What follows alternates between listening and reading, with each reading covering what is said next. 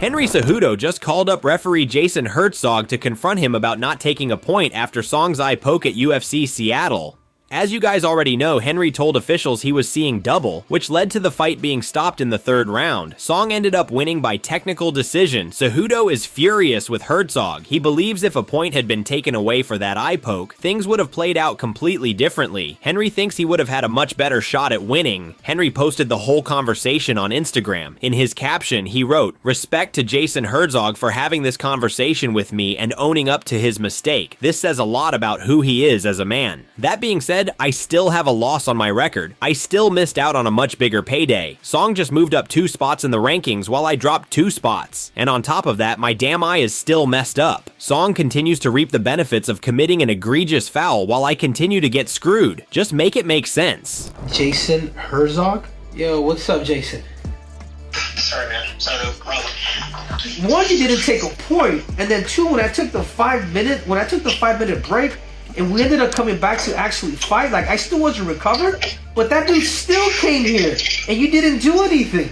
Like, you know what I'm saying? Luckily I couldn't see, or at least I saw four arms, but you never warned him, or you never took away a point, dude. Like, I'll give you my perspective in the moment, and then just so you hear it. I'm not trying to say it's right or wrong, because I've heard you now, and I completely agree, especially afterwards when he came with his fingers like this. Why didn't you then stop it and take a point immediately? And I think that's a very valid criticism and an adjustment that I probably should have made. Yeah, I think that you're a fair point. You say these rules in the bag, Jason. I think that's what kind of bugs me, is that you specifically did this, and the whole thing, everything that you said happened to me, and there is no point taken away, man. I have a loss on my record, Jason, because you didn't make the right call, man, and that bugs me a little bit. I can't say that you're wrong. And when I watch it again, I'm like, yeah, you should have probably stopped it and taken a point. Now on to some fight announcements. In replacement of Dan Hooker, who pulled out due to a broken hand, Rafael Fiziev has accepted a short notice rematch against Justin Gaethje at UFC 313. These two first fought back in March 2023, where Gaethje secured a victory by majority decision. After the news broke, Gaethje posted, "Arman and Charles understandably said no. Max and Dustin understandably said no. Moicano got the call and said no. Props to Fiziev for volunteering to fly across the world and take this fight. Big risk here for me, taking this rematch against an elite striker. Life's a trip. Best live show on earth going down on March 8th. Dustin Poirier quickly fired back, saying, "I never got the call. I didn't say no." He followed up with, "I'm the one who reached out to them when I read the news. Ask Cormier. All respect to you and Fiziev. Looking forward to this one." Arman Tsarukyan also jumped in saying, "I didn't say no. I accepted immediately and asked for a 160-pound catch weight 11 days out from weigh-ins. UFC said that wasn't an option." There's also a 5-round main event between Jamahal Hill and Khalil Roundtree that's been scheduled for UFC Kansas City on April 26th. Both fighters are looking to bounce back from recent TKO losses. Hill was stopped by Jiri Prochaska in the 3rd round last month, while Roundtree suffered a 4th-round TKO loss to Alex Pereira in October. Bryce Mitchell will take on Gene Silva at UFC 314. Silva is coming off a 1st-round TKO win over Chepe Mariscal at UFC Seattle this past weekend. Mitchell enters the matchup following a 3rd-round knockout victory against Kroom Gracie. Chito Vera is set to face Mario Bautista at UFC Denver on May 3rd. Chito is trying to snap a 2-fight losing streak, with his most recent defeat coming by unanimous decision against Davison Figueiredo in August. Bautista, on the other hand, is coming off a split decision win over Jose Aldo. Following the news that Rafael Fiziev is stepping in on short notice to fight Justin Gaethje, Mateus Gamrot posted this on X. "Easier choice stylistically. Strikers have always feared wrestlers. I keep in great shape and I'm ready for anyone." Fiziev fired back saying, "No one fears you. You are the one who turned down our rematch on February 1st. BJ Penn has accused Georges St-Pierre of using PEDs. The two former champions fought twice during their careers. The first meeting took place in 2006, where GSP won via split decision. They rematched in 2009, and GSP won via TKO in the 4th round. In his Instagram comment section, GSP wrote, "The GOAT drinks beer and eats hot dogs, not needles and pills." Penn responded with, "Somebody got to teach this guy the rules." Using a mask to have other people weighing for him and using steroids, insulin, growth hormone, blood doping, EPO, and whatever else we don't even know that exists. But it's not like he had to take a drug test because the guy in the mask takes drug tests for him. Obviously, you know the rules. If you want to be the GOAT, you can't break them. Following the announcement of his upcoming fight against Khalil Roundtree, Jamahal Hill shared a YouTube video previewing the matchup. In the video, Hill addressed concerns that the bout may be too quick of a turnaround. He explained that his goal is to stay active and believes inactivity played a major factor in his recent TKO loss to Jiri Prochazka. As y'all have seen, your boy is back. I'm right back in action, right back like I never left. April 26th, Kansas City. I'll be taking on Khalil Roundtree. The fight that was supposed to happen a year prior is finally going to happen now. And from what I've seen, you know, it's like it's a quick turnaround. You know, some people are concerned about it. Like, but the thing is this though, right? I've fought twice in the last 2 years. All right, that last fight, I wasn't able to get comfortable. I wasn't comfortable. I didn't feel the routine. I didn't get into my normal flow, and it didn't feel like it should. And I think part of that was the fact of how long I've been inactive and how long it's been stretched in between. Before that fight, I'd only had 3 minutes of time, which was warm-up time in a fight before to get into that fight and things of that nature. So, you know, it was, for me, it's like I need to get back active. You know, I'm gonna take care of the things that I need to take care of for as far as, like, you know what I mean, health and things like that. But I feel this is plenty of time. It's right on track for when I would want to see myself back in there. So yeah, I'm gonna go in there and I'm gonna do my thing. You know, I've been waiting for this fight. Well, not that I've been waiting for it, because I've been aspiring for championship fights and top level fights. Khalil hasn't cracked into that top upper echelon. He's looking to do that now against me, and it's my job to show that, you know what I mean, this is my... Darren Till is fully committed to making a return to the UFC. His last outing in the promotion was against the current middleweight champion Dricus du Plessis. Although Till found some success in the striking exchanges, he ultimately lost the fight via submission in the 3rd round. Till has won only 1 out of his last 6 UFC fights. Despite this, he says he's less focused on social media and feels refreshed. Darren says that he has finally grown into the middleweight frame, and this time around he will do a number on both Dricus du Plessis and Sean Strickland. For me, mate, I just got to a point with, like, the whole media sort. Like, I'm just done with all that social media, but it just doesn't interest me, you know, Michael. Like, I really on a level, I really just want to fight and make a lot of money and just. I really do want to get back to UFC because I know what my potential still is. I'm still like, I feel so fresh and young as well. Like, I wish you could see me in the gym outperform, but I've got to an angle where it's just like, mate, like they took my Instagram last year and I was just like, oh, that's sound. And I still use my Twitter, you know, for my businesses and stuff like that, obviously for after fighting. But mate, I'm not too bothered if I have social media. You know, it's not a big thing in my life. It's just not one of them things. I don't need to broadcast what's going on. I don't need to tell people how I'm eating, how I'm training. I know what I'm doing and the people around me. I've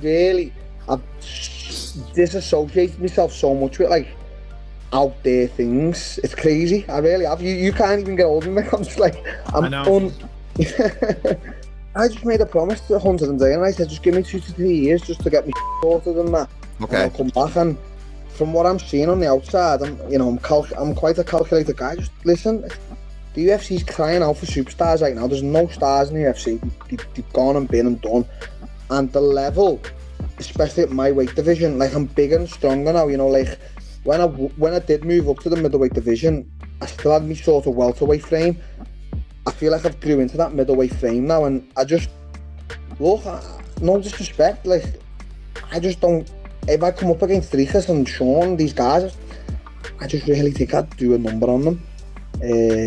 I really do, and I know I've still got it in me to do it, and it'd be some story. Kamaru Usman makes the case for why Ilia Topuria deserves the next lightweight title shot against Islam Makhachev. Recently, a close source to Ilia allegedly stated that Ilia is not interested in fighting a contender and is demanding a title shot for his lightweight debut. Usman backed Topuria's stance, explaining that if he were in Ilia's position, he would do the same thing. Islam's hangup was, why do I need to fight a featherweight again? And so people will continue to talk trash and say, oh, all your defenses were featherweights. Why do I need to do that anymore? But I think with Ilia Topuria vacating and saying, I ain't no featherweight no more, I'm a lightweight now. 1000% he's next in line for that title shot when you didn't give it to Arman Tsarukyan. Let's be clear here. Arman Tsarukyan has earned that title shot, but he squandered it with whatever injury, whatever happened, allegedly. So, right now, I believe that Ilia Topuria is the next best guy for that title shot.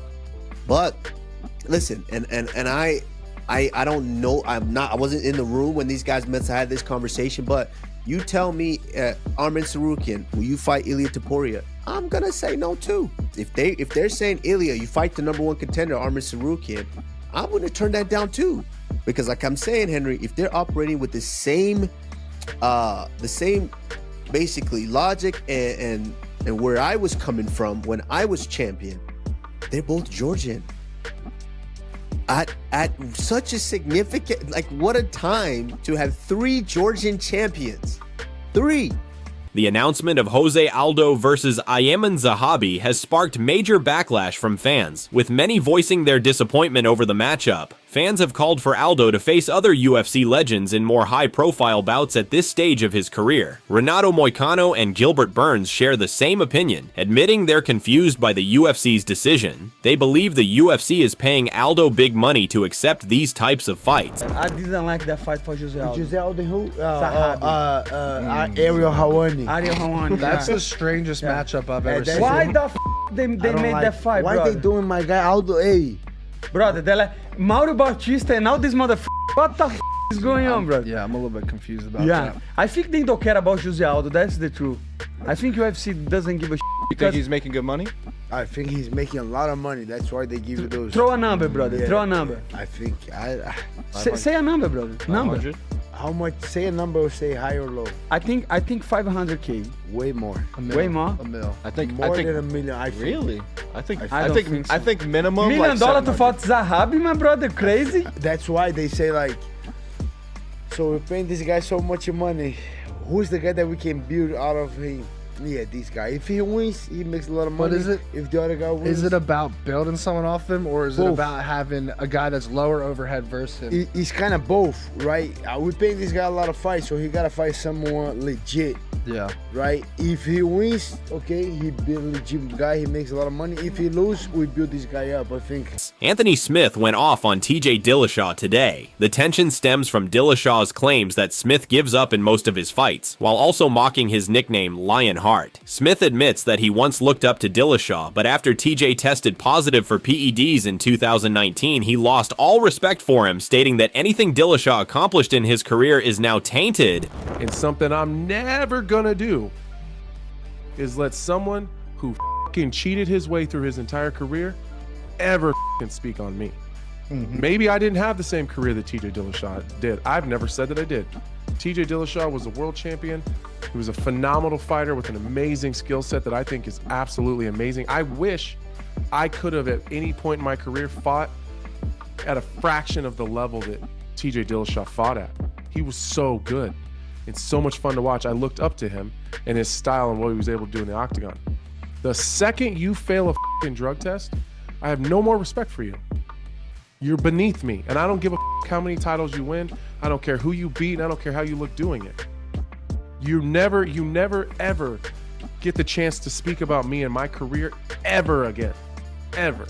I put Bobby Green above TJ Dillashaw, along with almost every other person in the world. Everything you've done is now tainted. Man, that conversation between Henry Cejudo and Jason Herzog was intense. You could feel the frustration in Henry's voice when he confronted Herzog about not taking a point after that eye poke. Herzog actually admitted he made a mistake, but that doesn't change the fact that Henry has a loss on his record now. You've got to respect Herzog for taking that call and owning up to his error, but I totally understand why Henry is still upset. That eye poke completely changed the course of the fight. Henry was seeing double, for crying out loud, and now Song Song moves up in the rankings while Henry drops down. That's got to be absolutely infuriating. I'm pumped about this Gaethje versus Fiziev rematch. Their first fight was an absolute banger. The fact that Fiziev is stepping up on such short notice shows what a warrior he is. Flying across the world to face someone like Gaethje, that takes serious guts. But wow, the drama with all the other fighters claiming they weren't properly asked or that they actually accepted is pretty wild. Poirier, Sarakian, all saying Gaethje's story isn't accurate. There's clearly some miscommunication happening behind the scenes at the UFC. This Hill versus Roundtree fight is going to be fireworks. Both guys are coming off losses to champions, but they're two of the most explosive strikers in the division. I love that Hill is getting right back in there after the loss to Prochazka. He's right about staying active. Ring rust is real. And Mitchell versus Silva, that's a really interesting matchup of styles. Mitchell's grappling against Silva's striking could make for a fascinating fight. I'm curious to see if Mitchell can implement his wrestling, or if Silva can keep it standing where he's dangerous. This beef between BJ Penn and GSP is getting heated. Those are some serious accusations from Penn about GSP using PEDs and having someone else take drug tests for him. GSP has always had a squeaky clean reputation, so these are major allegations. Penn seems really bitter about those losses, even all these years later. It's sad to see legends going after each other like this, but it shows how much those fights still mean to both men. The rivalry is clearly still very much alive. I've got to admire Darren Till's confidence. After losing 5 of his last 6 fights, most fighters would be questioning their future in the sport, but Till still believes he can beat the champion. That's the kind of self-belief you need in this sport. The question is whether Till has actually fixed the issues that led to those losses. He says he's finally grown into the middleweight frame, which could be huge if true.